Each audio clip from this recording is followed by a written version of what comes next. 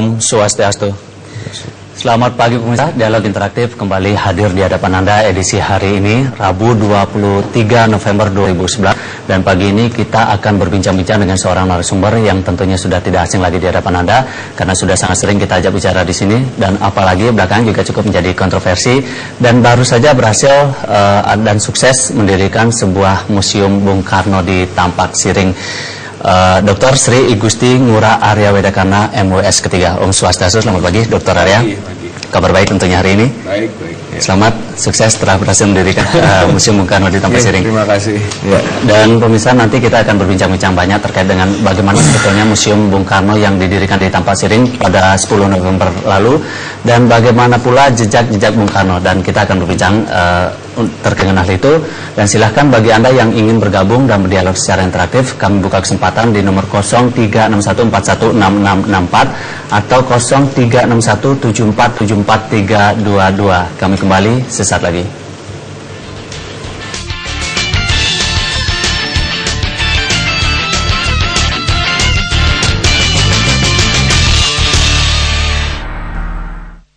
Walaupun krisis, penampilan tetap eksis.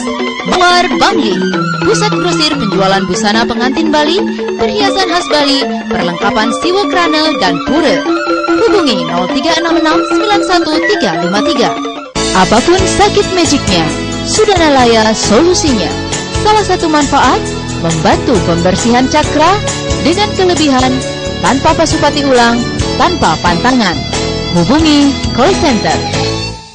Dengan hadirnya aksesoris kauri berisi lambang dan batu ludraksa sudah dipasupati dan diadistana berdasarkan metode Tantra Yoga yang salah satunya bermanfaat untuk menghilangkan energi negatif. Hubungi. Walaupun krisis, penampilan tetap eksis. Mawar Bangli, pusat grosir penjualan busana pengantin Bali, perhiasan khas Bali, perlengkapan siwokrana dan pura. Hubungi 0366913353. PT Pilar Mas Abadi menjual dan menyewakan mesin digital multifungsi, copy, print, dan scan untuk keperluan kantor, konferensi, meeting, dan bisnis fotokopi center Anda. Hubungi PT Pilar Mas Abadi, Jalan Beda Hulu 17 nomor 7 Denpasar, Bali.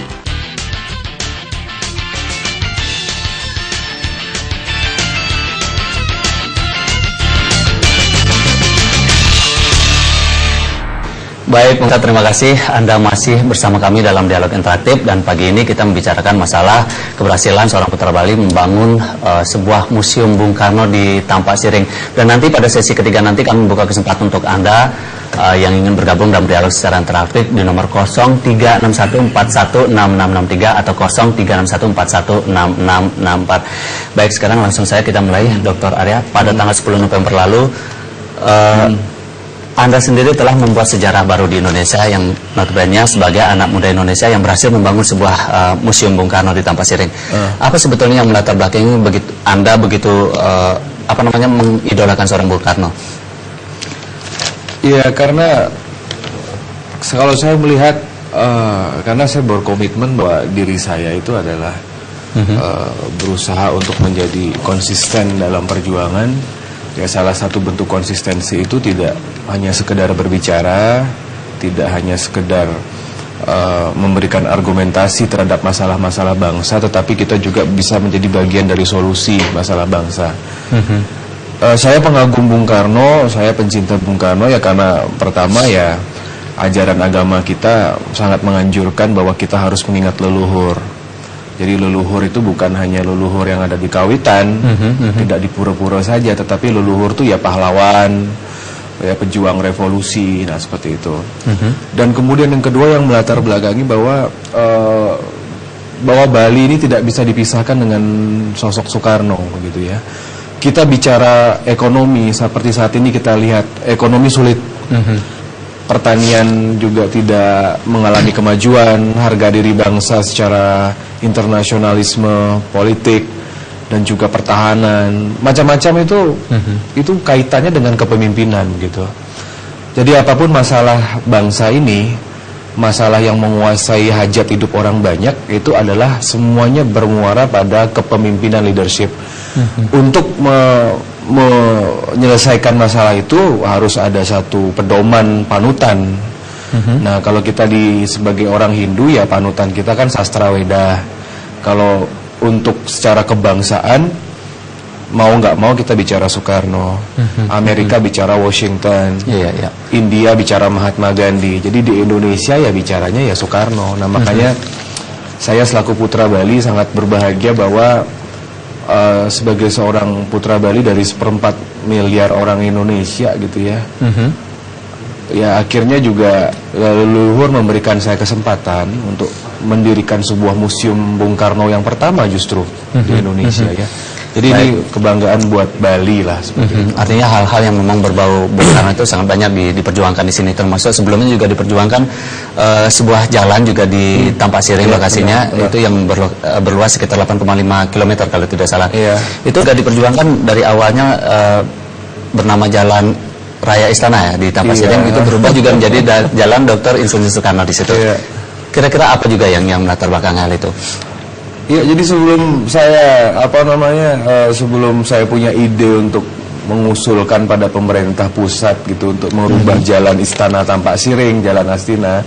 Banyak sih teman-teman yang mengatakan itu Jalan Istana nggak usah dirubah deh, masa ngelawan presiden, dalam artian itu kan sudah dibaku lah ya karena ada Istana Presiden Tampak Siring.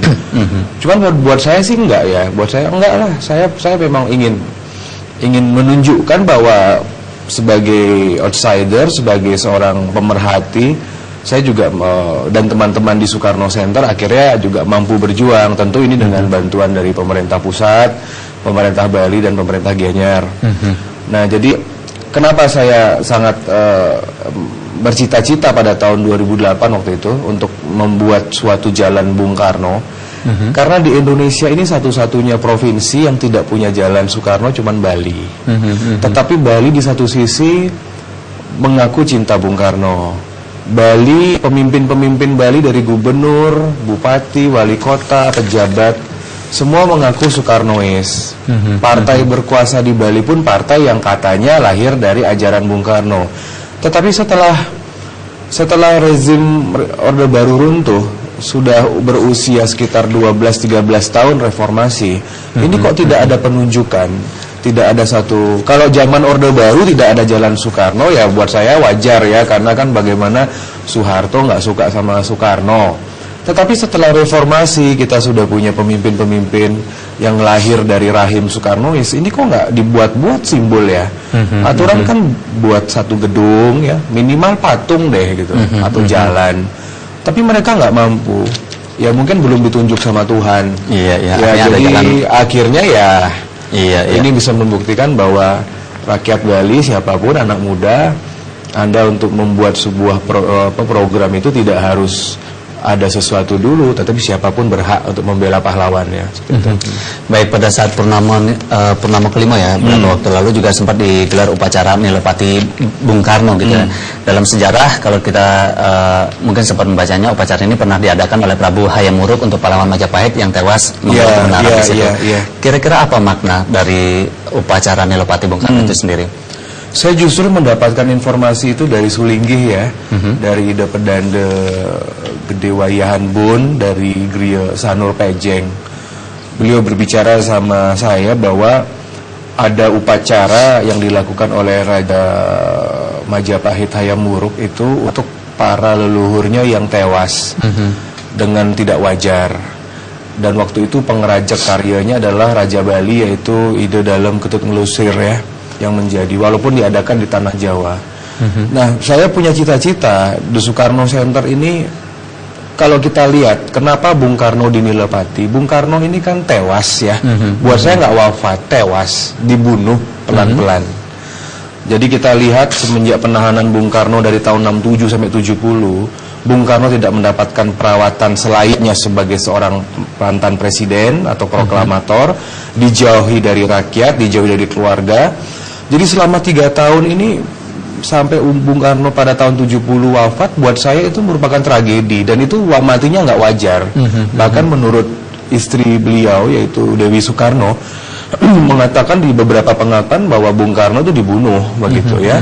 Nah, jadi pasca, dan saya tanya kepada pihak keluarga pada saat tanggal 21 Juni 70 Bung Karno wafat sampai dimakamkan di Blitar, pernah nggak Bung Karno ini diupacarai atau diberikan penghormatan baik dari pihak keluarga? Ternyata sangat minim waktunya. Dan waktu itu kan jenazah Bung Karno langsung diambil oleh negara karena dengan alasan seorang proklamator. Kemudian ditentukan di Blitar dengan diskriminasi. Pihak keluarga sampai meminta pada Soeharto untuk dimakamkan di Bogor. Tetapi Soeharto nggak mau, tetap di Blitar, dijauhi dari pusat kekuasaan. Sampai pemugaran pun ditanam, tanggal 27 Juni dimakamkan, di Pugar pun pihak keluarga tidak terlibat. Saya juga curiga apakah makam Bung Karno sekarang ini bukan makam yang dimakamkan tahun 70, sudah bergeser sekian radius. Saya curiga apakah sekarang makam Bung Karno yang di Blitar itu masih ada tulang-tulangnya nggak? Saya nggak tahu, karena kita bisa ngerti pergerakan rezim Soeharto yang sangat benci sama Soekarno. Nah, jadi dari proses itu 41 tahun Bung Karno wafat, saya melihat ada sesuatu yang nggak sempurna gitu ya. Dan kita percaya, jangankan seorang presiden yang memerdekakan, leluhur kita saja di keluarga masing-masing, kalau tidak diupacarai dengan baik, juga akan menimbulkan efek negatif gitu ya.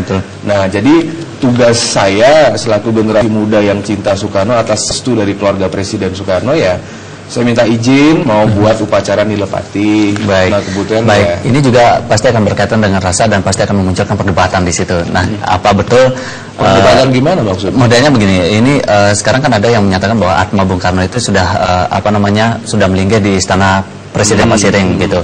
Nah, prosesnya seperti apa yang dilakukan? Saya penasaran perdebatan maksudnya siapa? Enggak ada tuh perdebatan dari pihak mana itu.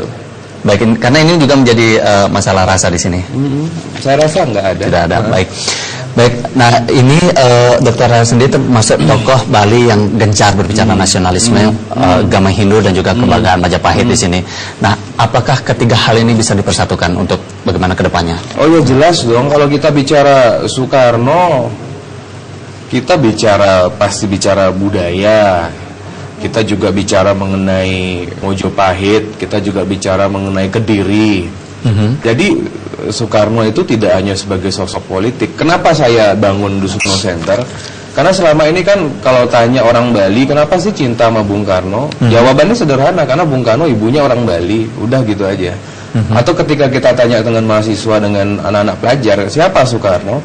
Soekarno itu adalah presiden pertama dan proklamator. Tidak ada yang tahu. Ternyata Soekarno itu juga dia guru. Bung Karno juga penulis skenario, dia juga sutradara. Bung Karno juga ahli ekonomi. Bung Karno juga ahli agama. Bung Karno juga arsitek. Bung Karno juga maestro. Jadi Soekarno Center bukan sebuah lembaga politik, tetapi di dalam Soekarno Center Anda mau cari literatur apapun buat Bung Karno, kita punya referensi. Jadi saya menginginkan bahwa sosok Soekarno itu adalah sosok yang multi talenta ya, seperti itu. Nah, kenapa Soekarno hanya dicitrakan sebagai proklamator dan presiden RI pertama?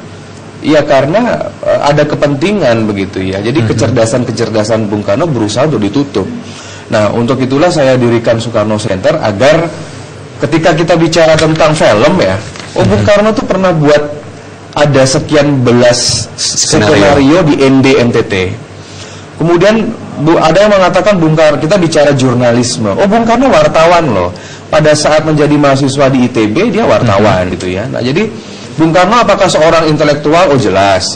Soekarno itu orang paling cerdas di dunia. Punya 26 gelar doktor dari 26 universitas terkemuka. Nah, jadi selama 32 tahun Orde Baru dan 13 tahun reformasi ini kan informasi itu ditutup-tutupi. Nah, sekarang udah nggak boleh. Bicara Soekarno adalah bicara tentang jati diri bangsa. Baik, begitu. Baik. Dan sekarang Anda sudah sukses membangun sebuah museum yang Anda sendiri sebut sebagai museum proklamator ya, Dr. Insinyur Soekarno. Dan apa Presiden makna proklamator? Presiden, betul. Museum Presiden Proklamator Dr. Insinyur Soekarno. Dan apa makna nama dibalik itu? Dan Anda sendiri juga sebelum sudah membangun atau membuat The Soekarno Center. Apa yang bisa membedakan dari hal ini? Kalau dari saya lebih cenderung membiasakan dan mendisiplinkan diri saya dan juga ketika saya berbicara dimanapun, saya selalu menyebut Dr. Insinyur Soekarno. Saya agak jarang memakai kata Bung Karno ya. Kalau Bung Karno kan politik ya, untuk common, untuk marhaenisme. Tapi kalau untuk orang-orang pinter, anak-anak pelajar, mahasiswa, ilmuwan-ilmuwan, saya selalu menyebut bahwa Presiden Proklamator Dr. Insinyur Soekarno. Kenapa kita tonjolkan Dr. Insinyur Soekarno? Untuk mimpin bangsa ini, untuk mimpin Bali, untuk mimpin Jawa, untuk mimpin dunia, perlu orang pinter. Orang pinter itu ditunjukkan sama Soekarno. Bung Karno di tengah kemiskinan, ayahnya cuma seorang guru, ibunya seorang ibu rumah tangga, mampu jadi insinyur zaman itu, kan gitu. Kemudian dengan kecerdasannya Bung Karno mampu menjadi seorang doktor. Nah, jadi saya ingin menyadarkan bahwa kita punya founding father udah sekelas ini ya, sekelas orang yang paling hebat di dunia dalam artian intelektual. Sehingga mudah-mudahan anak-anak muda Bali khususnya ya terinspirasi gitu ya. Karena kalau memimpin bangsa ini, memimpin Bali itu kan kita berhadapan dengan, ya contoh lah, berhadapan dengan kepemimpinan, teori-teori politik, bicara tentang anggaran, bicara tentang policy. Tidak bisa kalau misalkan cuman anak lulusan SMA yang ngurus itu, nggak mampu. Nggak mungkin anak diploma mengurusi segala sesuatu, karena di dalam bidang pendidikan tinggi, untuk mengurusi itu haruslah misalkan kalau menurut saya memang pantas harus sekelas profesor doktor ya, karena itu sangat susah gitu, nggak bisa. Jadi kalau kita lihat sekarang kenapa partai-partai jadi hancur, negara hancur, DPRD hanya hancur, karena tidak ada orang pinter di sana. Orang pinter itu diujinya di universitas gitu loh. Jadi jangan sampai, memang benar ada yang mengatakan bahwa banyak kepinteran itu tidak hanya sekolah atau pendidikan tinggi. Saya setuju juga, tetapi mohon maaf, kalau sudah masuk ke ranah publik, harus itu gelar pendidikan. Ya, dan Bung Karno sudah sangat penting di situ. Bung Karno sudah menunjukkan. Bung Hatta seorang doktor. Ya, orang-orang besar dunia ini semuanya orang-orang PhD, orang-orang pinter ya, karena susah jadi pemimpin. Pemimpin itu harus minimal dia menguasai teori dulu. Baik. Gitu. Baik, nanti kita lanjutkan kembali perbincangan ini dan pemirsa tetaplah bersama kami. Kami kembali sesaat lagi.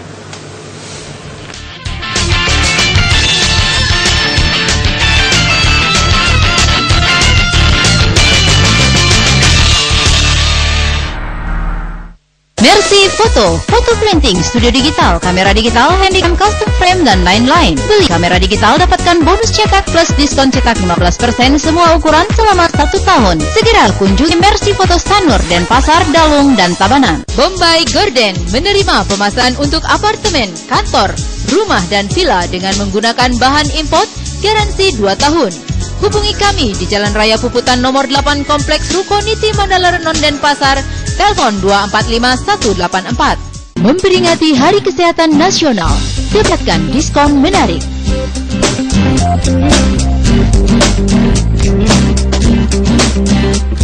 Hanya di Bali Heart Care Center. We care for your heart. Dengan hadirnya aksesoris kauri berisi lambang dan batu ludraksa sudah dipasupati dan diadistana berdasarkan metode Tantra Yoga yang salah satunya bermanfaat untuk menghilangkan energi negatif. Hubungi. Milikilah rumah di Geraha Chandra Asri, Tabanan, Bali. Harga mulai 130 juta rupiah. Kunjungi pameran kami di Denpasar Junction. Informasi di 0361 80 2006.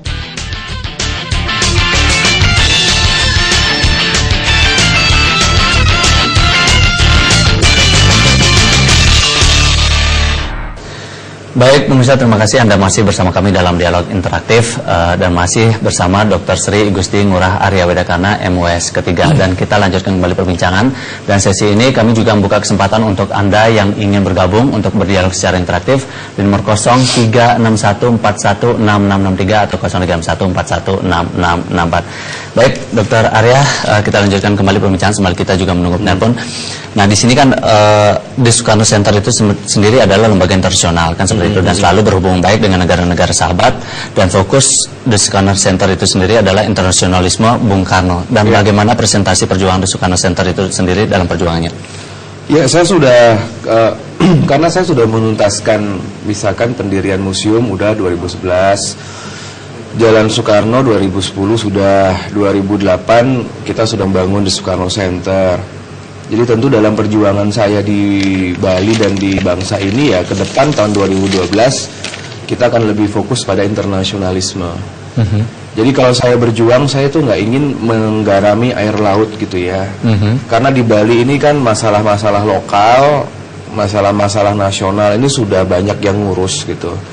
Jangan lagi anak-anak Bali itu menggarami hal yang sudah banyak digarap begitu ya. Jadi mari ada pembagian tugas. Nah kebetulan saya melihat bahwa bidang diplomasi dengan negara-negara asing, dengan kerajaan-kerajaan di luar negeri, dengan state, dengan republik yang ada di luar negeri masih tidak ada yang mengambil peran. Ya maka saya selaku putra Bali ya mau nggak mau harus nekat ya, harus memberanikan diri untuk dapat menjalin. Ya sejauh ini hubungan negara-negara besar dengan Soekarno Center sangat baik. Seperti kemarin beberapa konsul negara sahabat, duta besar juga memberikan apresiasi. Ya artinya kan diplomasi Bali sudah berhasil. Karena saya menginginkan bahwa anak muda Bali jangan hanya dikenal sebagai penari, seniman, guide gitu ya, tetapi harus ada, atau jangan hanya kerja di bidang pariwisata, tapi bagaimana generasi muda Bali merubah paradigma untuk menjadi diplomat. Saya bahagia sekali seperti kemarin salah satu tokoh Bali, Bapak almarhum Gusti Puja, ya mantan tokoh nasional kita, yang dari Buleleng dipilih menjadi pahlawan nasional. Itu memberikan citra, oh ternyata orang Bali juga bisa menggunakan intelektualnya untuk berbicara bangsa. Gitu ya. Kalau udah bicara tourism, pendidikan, bicara apa banyak di Bali ya. Tetapi kalau bicara internasionalisme perlu dimunculkan anak-anak Bali untuk bicara ini. Apakah ada paradoks, terutama kepemimpinan Anda di bidang internasional? Karena di satu sisi banyaknya masalah internal atau lokal di Bali di bidang politik, sosial budaya, agama, dan industri yang begitu menyita perhatian. Apa strategi Anda dalam menyikapi hal ini? Ya kadang-kadang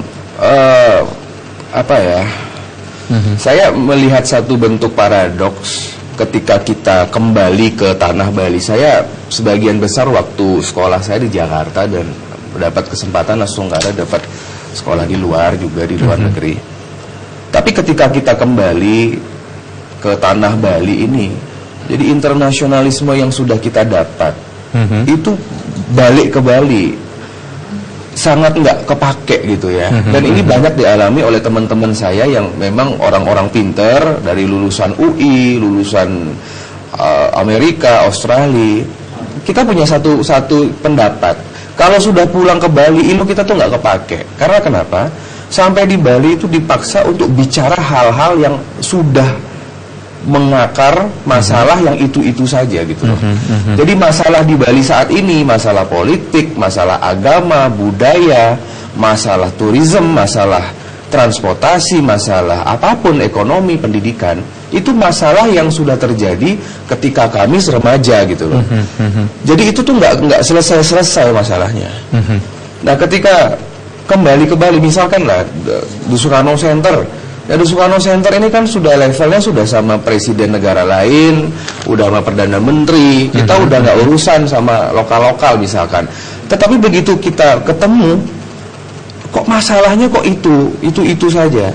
Jadi saya kadang-kadang melatih mental saya gitu ya. Aduh, kemarin kita bicara tentang perdamaian dunia sama Rusia, kemarin kita bicara tentang ekonomi dengan Uni Eropa, datang ke Bali masalahnya masalah setre, masalah desa adat, masalah gimana kemiskinan, kok nggak beres-beres gitu ya. Makanya harus perlu kesabaran bahwa tapi saya menyadari dengan teman-teman di Soekarno Center bahwa rakyat Marhen, kaum Marhen inilah yang harus kita gawangi. Makanya kita ini balik semua ke Bali, kita kembali ke Bali membangun tanah Bali. Jadi karena kita mencintai Bali ya udah kita perbaiki dulu lah.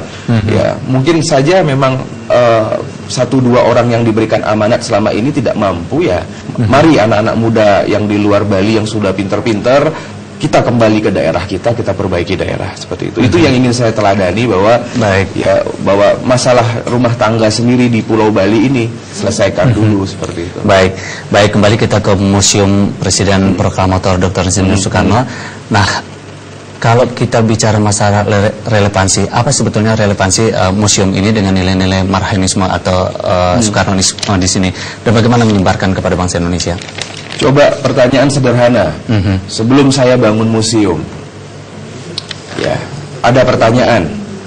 Ada mahasiswa asing atau ada peneliti asing atau ada anak-anak muda yang ingin tahu tentang Soekarno. Coba di mana cari di Indonesia ini?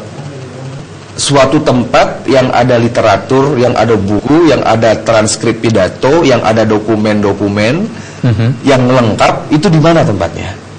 Kalau di Blitar itu bukan museum, itu bagian dari makam, hanya perpustakaan.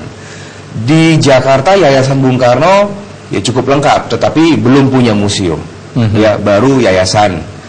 Nah, karena pertanyaan-pertanyaan itu yang selalu menghantui kepala saya selama bertahun-tahun. Ada orang yang tertarik sama sejarah Indonesia, tetapi nggak punya tempat. Kita nggak bisa kirim ke toko buku dong. Ya, seharusnya ini kan pemerintah yang menyediakan tempat. Pemerintah punya uang rakyat, pemerintah punya kekuasaan. Ya, ayo dong bangun. Nah, tetapi mungkin ya seperti saya katakan, saya meyakini bahwa mungkin dari leluhur atau Bapak Bung Karno, idola saya, mungkin menunjuk saya untuk membuat museum, itu bukan suatu kebetulan. Saya tidak mempunyai kemampuan apa-apa, saya cuma orang biasa begitu ya. Tetapi ketika diberikan amanat, suatu kebahagiaan. Baik, nanti saya juga akan tanyakan apa sih sebetulnya keunggulan dari museum ini dibandingkan dengan museum-museum yang lain. Tapi kita terima penelpon dulu. Di sini sudah ada Bapak Gede di Denpasar. Om Swastiastu, selamat pagi Pak Gede. Om Swastiastu. Oke, silakan langsung Pak Gede. Pak Dr. Bede Karne. Jadi saya termasuk pengagum Bapak. Terima kasih Pak. Diteruskan sangat salah. Bapak mendapat pahala, ya, tidak hanya di dunia ini dan nanti di akhirat. Jadi jikalau ada beberapa dari warga kita.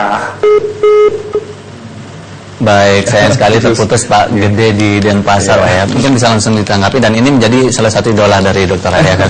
Enggak, saya nggak usah nanggepin, masyarakat udah ngerti lah pertanyaan Pak. Terima kasih Pak. Baik, jadi tadi seperti masalah keunggulan ya. Keunggulan itu saya itu ingin selalu membuat sejarah baru. Dalam artian kita jangan hanya berkutat pada kebesaran leluhur gitu ya.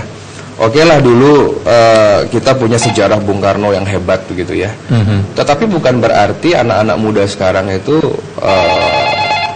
tidak bisa seperti beliau. Ya minimal kita teladani, kita tiru ya gitu ya. Jadi perjuangan itu kan tidak perlu uang banyak ya, tidak perlu koneksi. Asal mulia saja.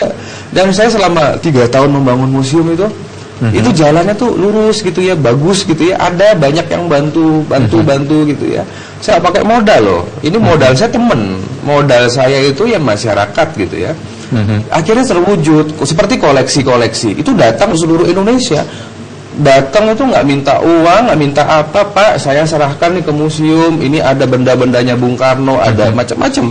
Artinya begitu banyak kemudahan yang bisa didapatkan. Kemudian ketika saya jalan, ada yang mengatakan itu Pak Arya kok berani ganti jalan Istana Presiden gitu ya. Itu jalan Istana Presiden Tampak Siring. Itu diganti sama seorang Weda Karna. Siapa sih saya kan gitu ya.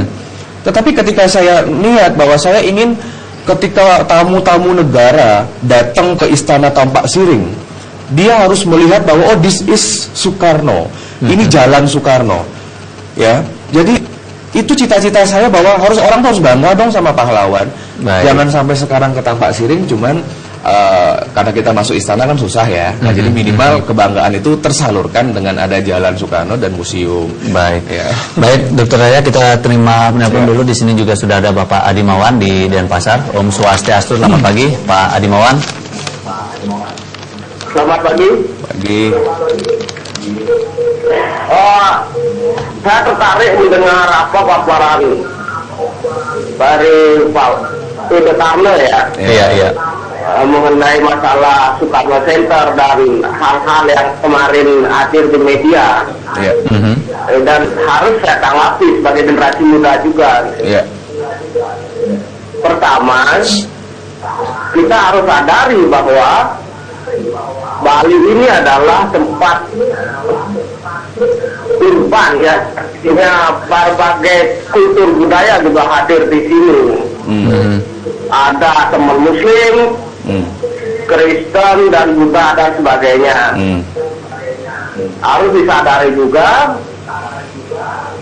Tentunya di sini saya menghimbau Pak Widodo untuk lebih menyadari agar tidak membuat bentuk bayang-bayang. Baik, terima kasih Pak Adi Mawan. Kita sudah bisa menangkap maksudnya. Jadi buat Pak Adi ya, begini loh Pak Adi, saya ini seorang Hindu loh. Kalau saya berbicara nasionalisme dari perspektif saya sebagai umat Hindu, kenapa tidak? Gus Dur bicara tentang Islam, nggak ada yang marah. Ya, SBY bicara Islamisme, nggak ada masalah. Soekarno bicara tentang semua agama, contoh yang bagus. Tapi kenapa ketika seorang Arya Wedakarna bicara tentang agama saya, tentang perjuangan saya menjadikan Bali lebih berwibawa, ya, tentang kehinduan, kenapa tidak boleh? Ya, jadi kita kan tidak mengganggu orang lain. The Soekarno Center ini adalah wujud dari nasionalisme, gitu loh. Kita bicara Soekarno Center adalah bicara tentang Bhinneka Tunggal Ika, berbagai suku, agama, seperti itu. Anda harus baca perda tentang Desa Pekraman, gitu loh ya. Desa Pekraman itu sudah jelas di perda berdasarkan nilai-nilai agama Hindu, gitu loh. Jadi jangan munafik begitu. Dan Anda nggak boleh larang saya bicara tentang Hindu, karena bicara tentang Bali, tentang pembangunan Bali, tentang Tampak Siring. Saya buat ada 11 pura tentang jejak-jejak spiritual Bung Karno. Memang benar Bung Karno datang ke pura. Bung Karno nggak datang ke masjid. Bung Karno nggak ke gereja di Bali, tetapi ke pura. Masa saya nggak bisa? Dan saya bicara fakta, gitu loh. Nah, seharusnya Bung Adi itu tanya sama orang-orang sekitar Anda, begitu loh. Di mana-mana saya bicara toleransi harus dua arah. Karena umat Hindu selama ini sudah banyak memberikan toleransi. Coba Bung Adi tanya sama perusahaan-perusahaan di Bali. Ya, coba Anda tanya, ada perusahaan-perusahaan dari Sumatera, dari Jawa. Anda tanya, kenapa tidak merekrut tenaga kerja orang Bali yang beragama Hindu? Seperti sekarang, Hari Raya Pagar Besi, sudah banyak rakyat saya yang libur untuk sembahyang pada leluhurnya. Tetapi mereka dipecat karena mereka terlalu banyak minta waktu untuk bersembahyang. Anda tinggal di Bali, Anda hargai dong ini sebagai pulau dewata. Ya, baik ya. Nasionalisme itu jangan dipikirkan sempit. Hindu is nationalism, Kristen is nationalism, Muslim is nationalism juga, gitu loh. Ya, jadi Bung Adi harus banyak introspeksi, Bung. Ya. Baik, Dokter Arya, di sini juga sudah ada penelpon kita berikutnya, Bapak Darmawan di Denpasar. Om Swastiastu, selamat pagi, Pak Darmawan. Om Swastiastu. Ya. Selamat pagi, Dr. Wedakarna. Pagi, Pak. Saya mengikuti tulisan Bapak ya. Jadi saya tahu track record Bapak, karya-karya besar Bapak. Saya di sini tidak mengomentari Museum Bung Karno, tapi saya hanya pesan saja. Contoh saya ambil Bapak Anand Krishna kan seorang spiritualis ya. Buku-bukunya yang banyak dibaca orang, asramnya tersebar di berbagai kota besar di Indonesia. Betul. Terus teknik-teknik yoganya, teknik meditasinya mulai digemari anak-anak muda di Indonesia. Tapi apa yang terjadi? Banyak halangan yang kebakaran jenggot dengan ajaran-ajaran beliau. Jadi dengan berbagai trik yang yang licik, akhirnya beliau bisa dijatuhkan.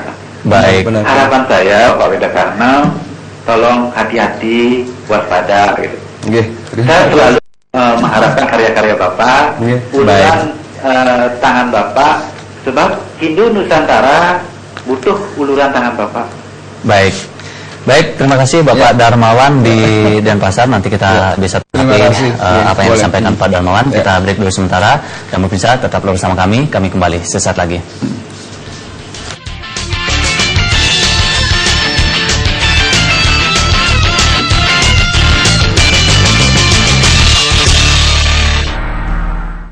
Bombay Garden menerima pemasangan untuk apartemen, kantor, rumah dan villa dengan menggunakan bahan import garansi 2 tahun. Hubungi kami di Jalan Raya Puputan nomor 8 Kompleks Ruko Niti Mandala Renon Denpasar, telepon 245184. Memperingati Hari Kesehatan Nasional, dapatkan diskon menarik.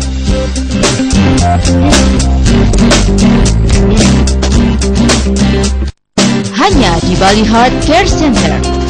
We care for your heart. Mercy Foto, foto printing, studio digital, kamera digital, handycam, custom frame, dan lain-lain. Beli kamera digital, dapatkan bonus cetak plus diskon cetak 15% semua ukuran selama 1 tahun. Segera kunjungi Mercy Foto Sanur, Denpasar, Dalung, dan Tabanan. Bombay Garden menerima pemasangan untuk apartemen, kantor, rumah, dan villa dengan menggunakan bahan import garansi 2 tahun. Hubungi kami di Jalan Raya Puputan nomor 8 Kompleks Ruko Niti Mandala Renon Denpasar, telepon 245184.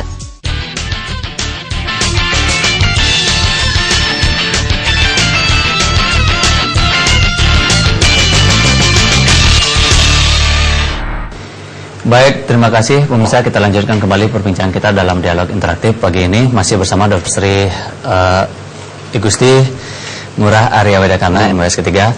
Dan silakan bisa dilanjutkan kembali perbincangan. Ada tadi penelpon kita Pak Darmawan di Denpasar.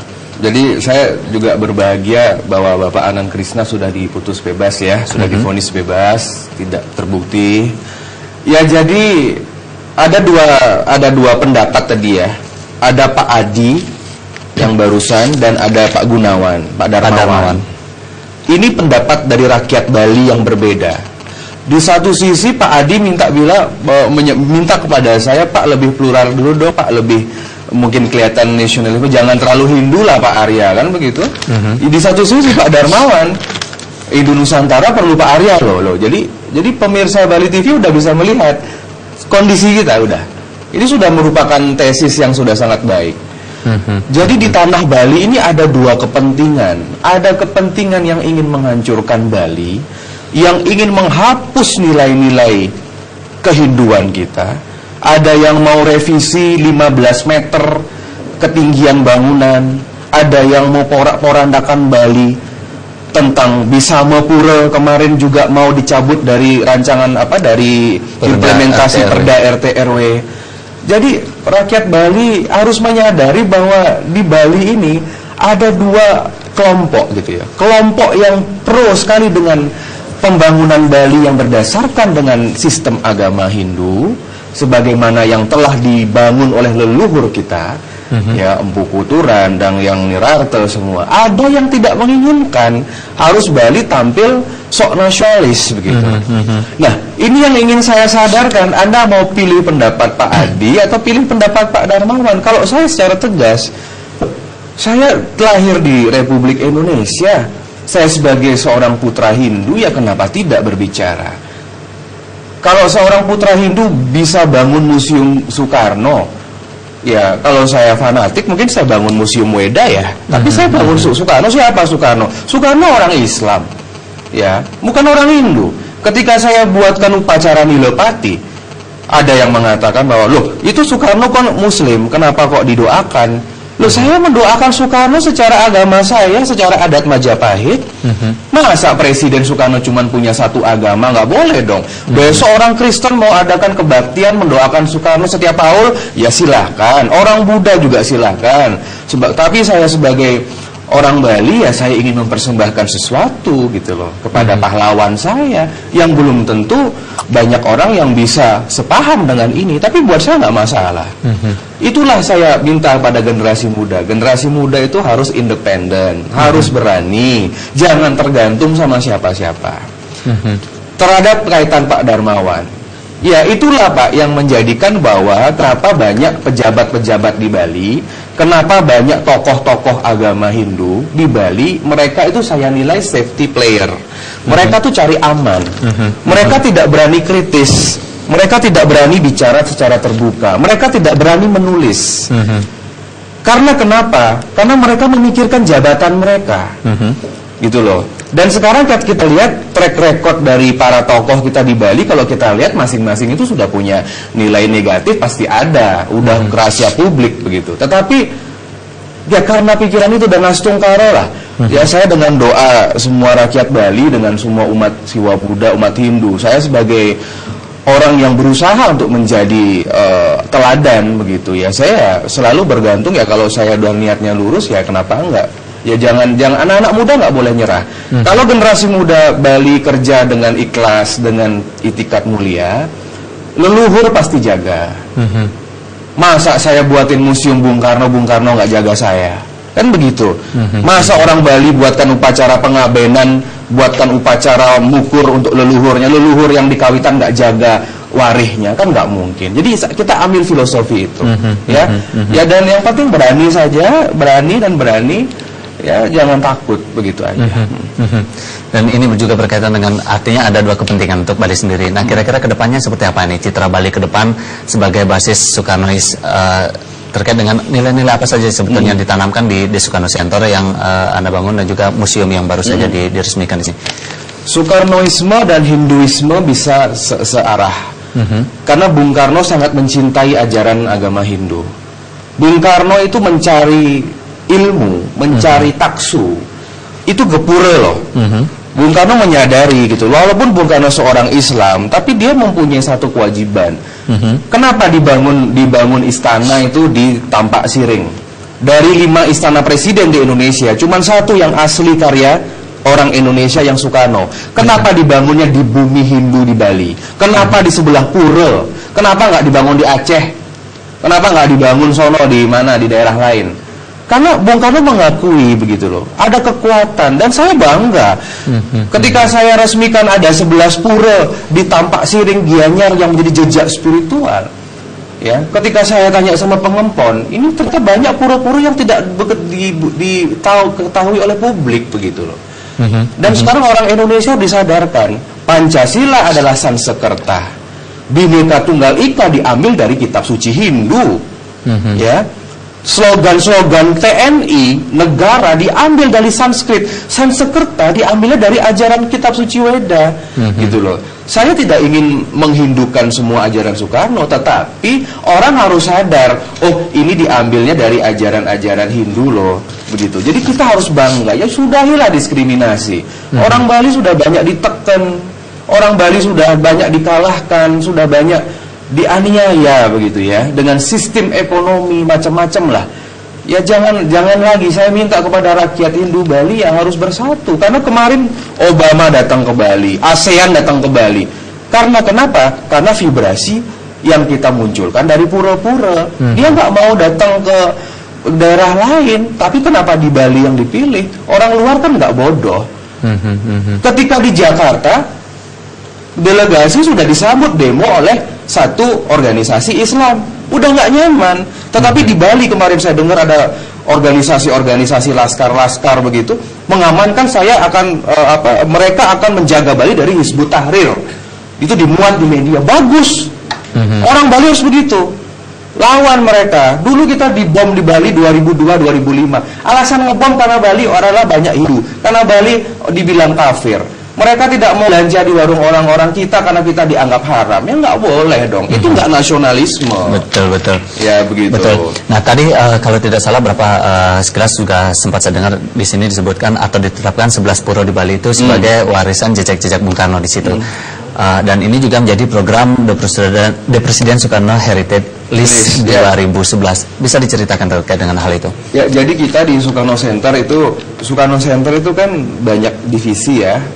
Ada The Sukarno Prize, itu memberikan penghargaan pada 2 tokoh dunia setiap tahun. Ada yang namanya pusat kajian, itu yang mencetak buku dan juga menyebarkan ajaran-ajaran Marhainisme. Ada juga satu bagian itu Heritage List, ada museum, ada kepustakaan, macam-macam lah. Ada benda-benda seni yang mendata pusaka-pusaka Bung Karno. Jadi di Heritage List kita itu, saya punya cita-cita tahun 2015 itu sudah harus tuntas. dari Aceh sampai Papua itu sudah harus ada yang namanya data-data pemikiran Soekarno, jejak-jejaknya apapun, mau gedung, mau bentuknya ajaran, mau bentuknya jejak spiritual. Tahun lalu kita sudah 8 heritage list ya, yang sudah dibuat oleh Bung Karno di Bali, seperti Sanglah, Rumah Sakit Sanglah, Udayana, Mahendra Data, Landasan Pacu Airport, Parisade Hindu Dharma, kemudian ada Museum Puri Lukisan, Istana Tampak Siring dengan Hotel Grand Bali Beach. Nah, tahun ini kita resmikan 11 heritage list, pura-pura. Selama ini kan orang tahu bahwa Bung Karno hanya sembahyangnya itu ke Gunung Kawi dengan di Tirta Empul, kan begitu saja. Tetapi menurut pengakuan saksi di Tampak Siring, tokoh-tokoh tua di Tampak Siring atau di Bali, sesepuh-sesepuh PNI, ternyata Bung Karno itu mereka itu sering mengawal Bung Karno sembahyang. Ada ke pura pengukur-ngukuran, ada ke pegulingan, macam-macam. Dan jadi ini kan nggak diketahui sama masyarakat gitu. Betul. Makanya saya berinisiatif nanti kita buatkan buku, kemudian buatkan video, kita akan sebarkan ke seluruh dunia agar orang tahu, oh ternyata banyak keputusan Republik Indonesia itu lahir dari tanah Bali. Dan tanah Tampak Siring ini adalah cikal bakal Majapahit. Prabu Udayana, ayahnya Erlangga dimakamkan di sana. Di abunya ada di Gunung Kawi. Ibundanya Ratu Mahendra Data ada di Pura Durga Putri. Jadi Gianyar ini adalah pusat semesta Indonesia. Dari zaman. Jadi Udayana dengan Mahendra Data menghasilkan Erlangga sebagai pendiri Majapahit. Begitu juga Soekarno melahirkan Indonesia dari bumi Tampak Siring, seperti itu. Ya. Oke, itu kalau bicara dari heritage listnya. Kalau misalnya kita bicara dari kajian yang diurutkan tadi, ini apakah ada hubungan dari Presiden Soekarno Center sendiri dengan Universitas Mahendra Data berkaitan dengan pusat kajian itu sendiri? Ya, kita ada kerjasama lah. Cuman di satu sisi ada beberapa yang memang hanya kerjasama dengan Mahendra Data University hanya di bidang kajian-kajian ya. Walaupun banyak memang buku-buku yang kita pinjam, jadi buku-buku langka. Kita hampir punya sekitar 10.000 judul ya, dari buku tahun 45 mungkin itu ya, sebelum bahkan ada tahun 27 pun ada itu dari beberapa teks-teks kuno gitu ya. Itu kan sudah diamankan oleh leluhur-leluhur Bali ya begitu. Dan sekarang saya transfer ke Soekarno Center. Dan Soekarno Center kan akan melebar. Kita akan buat bukan cabang. Saya akan, cita-cita saya akan membangun simbol Soekarno di seluruh Bali. Jembrana ya sudah sukses, ada gedung Bung Karno. Beleleng, Singaraja nanti ada kawasan konservasi di Bali Agung. Ada juga nanti rencana untuk buat perpustakaan Soekarno. Di Karangasem saya akan buat juga, Denpasar, Badung ya. Jadi ya selama nafas dikasih pinjem sama Tuhan ya kenapa enggak sih bekerja begitu ya. Dan terus berjuang gitu ya. Baik, apa namanya? Kembali kalau kita bicara masalah museum yang baru saja diresmikan itu, nah mungkin masyarakat Bali dan juga masyarakat Indonesia pada umumnya ingin tahu apa sih sebetulnya koleksi-koleksi yang ada di museum itu, dan pemerintah sendiri kan menetapkan sebagai tahun kunjungan museum gitu. Apakah ini berdampak terhadap museum-museum termasuk juga museum yang baru saja diresmikan? Saya ingin memberikan teladan pada anak-anak Bali bahwa saya bisa membangun Soekarno Center di usia saya ke-28 tahun. Saya bisa bangun museum di usia saya yang ke-30 tahun. Jadi saya tidak mewarisi apa-apa begitu ya. Jadi mari kita buat dan itu bisa begitu loh. Jadi ke depan saya minta anak-anak Bali, anak-anak yang cerdas-cerdas, keluarga-keluarga kita yang menghasilkan orang-orang Suputra yang akan menjaga Bali, bahwa perjuangan itu tidak menunggu pensiun gitu ya. Jadi jangan kita pikir bahwa kita bicara untuk masyarakat, kita bisa bersuara, kita bisa menunjukkan. Jangan tunggu ketika menjadi pejabat dulu. Jangan tunggu ketika pensiun dan post power syndrome dulu. Kerjakan sekarang gitu loh. Ya. Nah, jadi sambil mencari networking dan sebagainya. Dan ini juga di museum bahwa saya bisa dengan bangga kalau orang-orang lain kan jadi manajer, jadi presiden museum, kan presiden punya bapaknya gitu kan ya. Presiden punya orang tuanya. Tapi ketika saya dengan keringat saya sendiri, saya bisa dengan itu museum sangat sederhana kok. Gitu ya. Tetapi Astungkara standarisasinya ada. Nah, jadi untuk tahun kunjungan museum ya silakanlah kepada rakyat Bali, kepada pelajar, kepada generasi muda, seketruna, adat ya, bahwa sudah ada satu museum Soekarno di Bali, ya mari kita berdayakan, mari kita miliki bersama-sama. Dan ke depan saya juga terus meminta doa bahwa saya akan memunculkan rencana, masih ada 2 museum yang akan saya buat. Ya, jadi itu lokasinya di Bali. Di Bali. Jadi rencana tahun depan saya akan buat museum PNI, ya, jadi khusus untuk bagaimana perjuangan PNI secara politik Bung Karno. Dan kemudian 2014 saya akan bangun museum tentang Royal Bali, tentang bagaimana sejarah kerajaan-kerajaan di Bali, ya. Nah, jadi ya ini sudah menunjukkan bahwa anak muda Bali harus cepat revolusi. Kita harus progresif, revolusioner, kerja cepat, ya, karena masyarakat kita membutuhkan satu solusi untuk masalah bangsa ini, kan begitu. Baik, kalau kita bicara keberhasilan, sejauh ini kan tugas Anda membangun Istana Mancawarno itu kan sudah tuntas. Nah, kira-kira program apa lagi yang akan diperjuangkan di Soekarno Center berikutnya, dan apa resolusi pada tahun 2012 dari perjuangan Anda sini? Jadi kalau diminta untuk bagaimana perjuangan, ya tetap berlanjut, ya. Jadi di Soekarno Center harus tetap membawa nama baik Bali, membawa nama baik Indonesia Raya ke pentas dunia. Nah, jadi kalau saya merasa bahwa sudah saatnya harus ada kaderisasi, gitu, ya. Walaupun umur saya sudah 31, tapi saya merasa udah tua loh, ya. Merasa udah harus dikader anak-anak baru, karena peran seorang saya itu udah nggak bisa lagi. Saya harus di belakang layar, gitu. Saya ingin menjadi the kingmaker. Saya ingin menjadi orang-orang yang bisa melahirkan pemimpin-pemimpin di Bali. Ya, orang-orang yang sadar dibutuhkan oleh komunitas. Nah, sehingga di Soekarno Center ini kan punya teori, dia punya pustaka, dia punya pusaka, dia punya sejarah. Seperti kemarin di beberapa event internasional, ketika kita membawa Soekarno Center, membawa nama Bung Karno, ketika saya pidato tentang ajaran Bung Karno di hadapan delegasi asing, orang itu well known, gitu loh. Dunia itu begini sama Bung Karno. Anda datang ke negara Asia Afrika, orang hormat dengan Bung Karno. Anda datang ke Amerika, ke Eropa, pribadi tahu Bung Karno. Jadi saya merasa bahwa di dunia ini, untuk Indonesia, cuman seorang Soekarno yang bisa kita bisa promosikan, begitu, ya. Seperti kemarin misalkan ketika kita anak-anak muda gandrung dengan sepak bola lawan Malaysia di final, baik di SEA Games maupun Piala Asia ASEAN kemarin, tempatnya di Gelora Bung Karno. Kan seorang udah bicara Ganyang Malaysia. Anak-anak muda itu sudah bawa spanduk Ganyang Malaysia. Kemudian tempatnya lagi di Stadion Bung Karno. Ini kan semua desain alam nih. Kayak sepertinya leluhur tuh seperti memberikan peringatan kepada pemimpin bangsa ini. Loh, untuk bangga dengan Pancasila, nggak usahlah jadi presiden atau menteri dulu. Tetapi ketika ada anak muda 100.000 orang datang ke Stadion Bung Karno pakai logo Garuda, bicara Ganyang Malaysia, tempatnya di Stadion Bung Karno, itu sudah leluhur bergerak.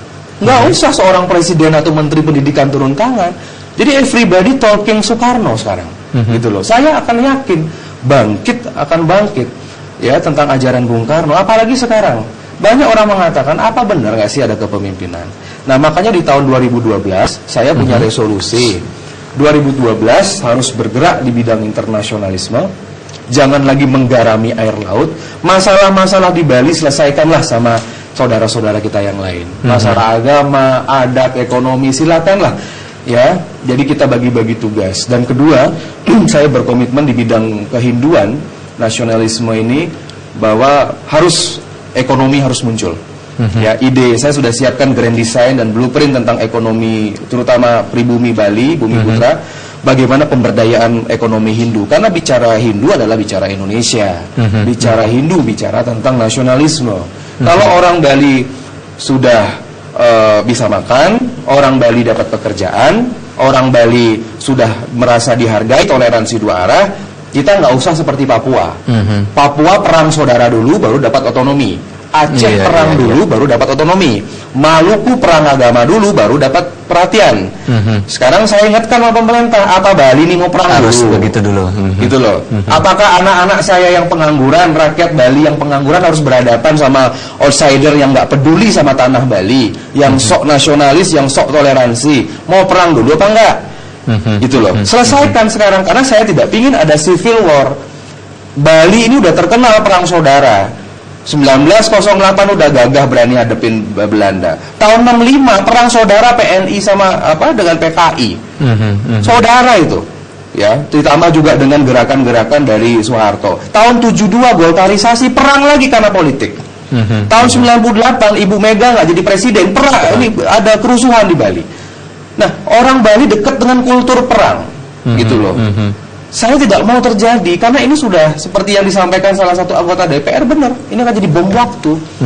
Kalau orang Bali sudah lapar, udah nggak bisa bersaing, para pendatang pakai mobil mewah sana sini, bisa belanja, bisa hidupnya layak, orang Bali stres karena dia berupacara terus, nggak punya uang, perang kali, bisa kayak Sambas, bisa kayak Sampit. Saya nggak mau itu terjadi, makanya Sukarno Center punya peran. Jadi saya minta pada rakyat Bali, kalau saya bicara tentang kehinduan dalam konteks nasionalisme, ya, dari 17.000 pulau, kita cuma punya satu pulau loh di Bali. Cuman satu-satunya the Hindu Island of Indonesia ya Bali. Yang mbok kasih lah kesempatan bagi Bali. Jangan lagi Bali digeser-geser sana, jangan lagi dialih agamakan, jangan lagi dimisionariskan. Kemarin ada itu mantan wartawan Bali Post tulis buku itu, 26.000 anak-anak Bali pindah agama, dipindahkan agamanya karena faktor ekonomi. Sudahlah, selesailah kayak begitu ya. Jadi saya bergerak di bidang nasionalisme, ya tentu hal-hal seperti ini menjadi perhatian. Jadi kita akan lebih revolusioner di tahun 2012. Baik, Dr. Arya, sayang sekali waktu kita sudah habis. Terus berjuang walaupun sudah merasa cukup tua di umur 31 tahun, tapi karya-karya dan juga uluran tangan dari seorang Dr. Arya Wicaksono ini masih dibutuhkan sebagaimana disampaikan dokter dari pemirsa tadi. Baik pemirsa, terima kasih telah bersama kami. Sampai jumpa. Om Santi Santi Santi Om.